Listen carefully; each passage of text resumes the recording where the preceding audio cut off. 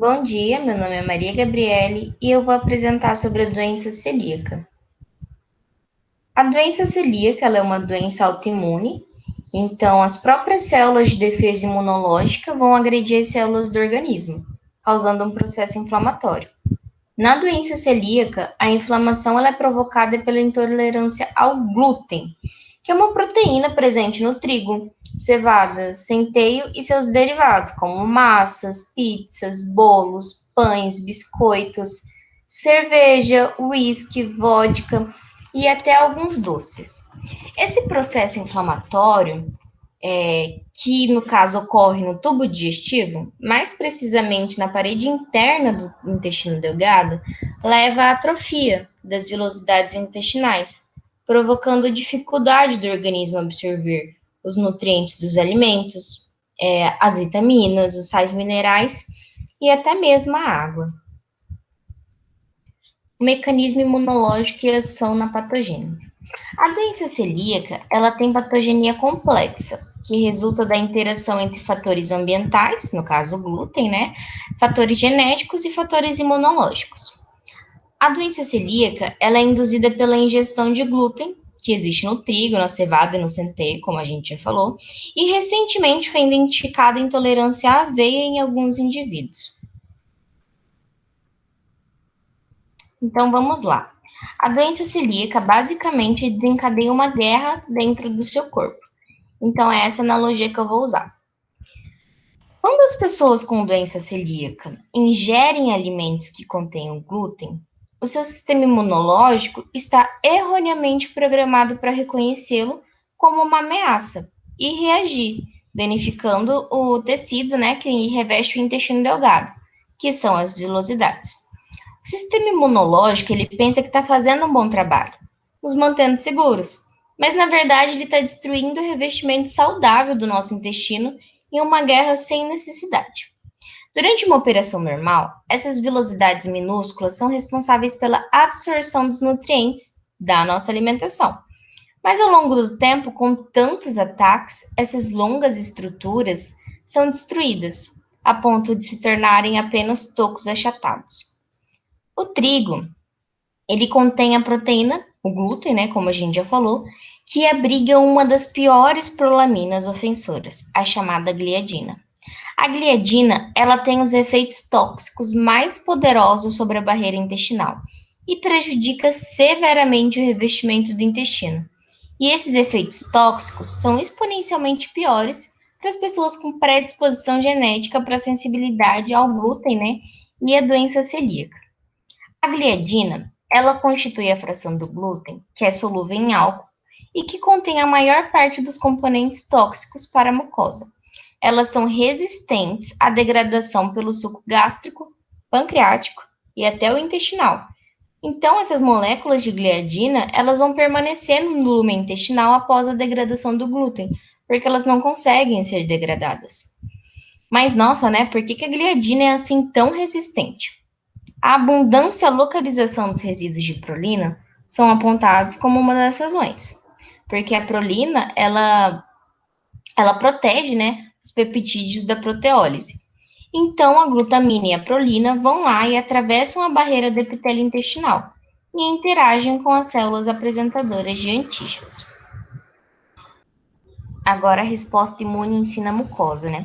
As frações de gliadina, a glutamina e a prolina, elas invadem e o nosso organismo ele precisa atacar comandando uma resposta.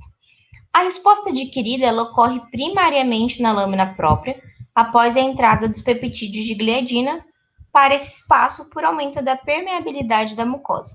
O sistema imune adquirido ele vem dando apoio pelas células TCD4, que produzem citocinas pró-inflamatórias, particularmente o interferon gama, mas eles também secretam IL-4, IL-5, IL-6 e IL-10 e o fator de necrose tumoral.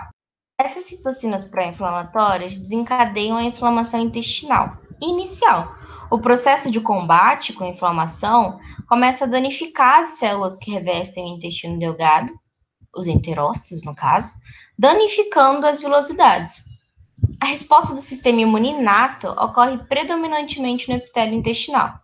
A linha de frente, ela é caracterizada por um aumento do sistema da interleucina 15 nos enterócitos. Ela vai aumentar os linfócitos intraepiteliais que expressam o receptor NKG2D, um marcador de células natural killers, que tem ação citotóxica e vão destruir esses enterócitos. Então, normalmente, os nutrientes dos alimentos eles são absorvidos através dessas velocidades e transportados à corrente sanguínea. Só que sem esse mecanismo de absorção, a pessoa ela pode se tornar desnutrida, independente da quantidade de alimento que ela ingere. Os antígenos envolvidos, né? Temos a gliadina, com seu anticorpo antigliadina. Temos o endomísio, né? Que é o tecido conjuntivo ao redor do músculo liso, e o seu anticorpo anti-endomísio. Temos a enzima transglutaminase, que é a enzima responsável pela desaminação da gliadina lá na lâmina própria. E temos o seu anticorpo. Aqui, ó, tá a transglutaminase.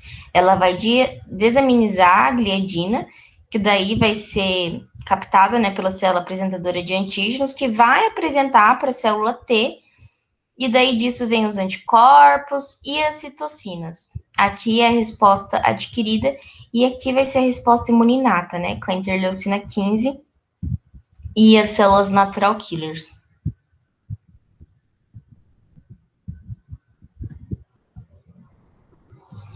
O diagnóstico, ele primariamente é clínico, né?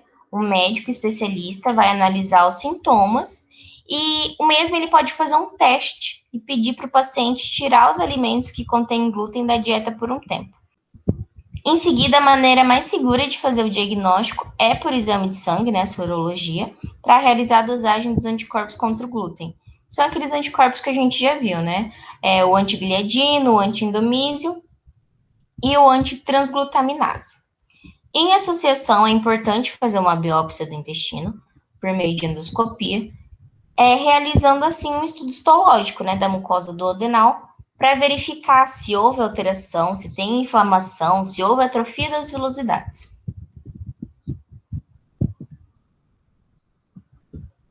Os sintomas, eles são vários, né, como a gente pode ver ali, e ele se manifesta de maneiras diferentes em cada pessoa. Algumas desenvolvem na infância e outras somente na idade adulta. Um fator que parece determinar quando e como os sintomas irão aparecer é o tempo de amamentação. Quanto maior o tempo de amamentação, mais tarde os sintomas aparecem. E outro fator é a idade com que o glúten é inicialmente ingerido e a sua quantidade.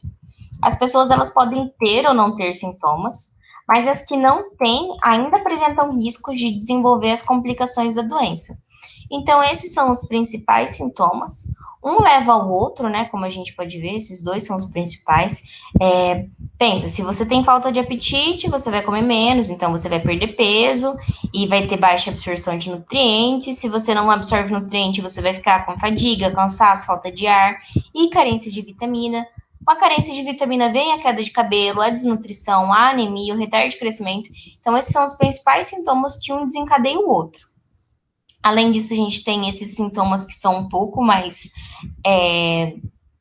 diferentes, né? E, por fim, esses daqui que levam até a osteoporose.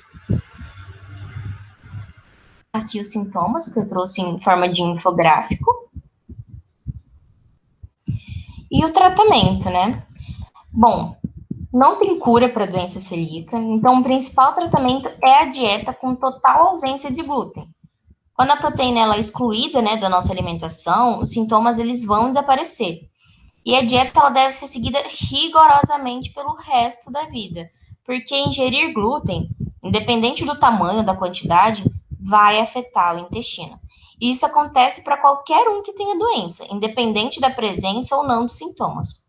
A melhora dos sintomas, elas acontecem em poucos dias, né, com o retorno das pregas intestinais, das vilosidades entre 6 a, né, de 3 a 6 meses, e elas podem demorar até 2 anos em pessoas mais velhas. E é importante que os celíacos fiquem atentos à possibilidade de desenvolver câncer de intestino e ter problemas de infertilidade. Então, Nada de glúten, apenas comidas sem glútens. E uma pequena, é interessante porque uma pequena porcentagem dos casos não apresenta melhora com a dieta. Essas pessoas, elas geralmente têm lesões, né, no intestino tão intensas que não melhora com a suspensão do glúten. Devido à extensão dessas lesões, o intestino ele não consegue mais absorver os nutrientes adequadamente. Então, é necessário o uso de suplementação nutricional parenteral, né? Então, aqui são alguns alimentos proibidos e alguns permitidos para quem tem doença celíaca. Essas são as referências. Muito obrigada.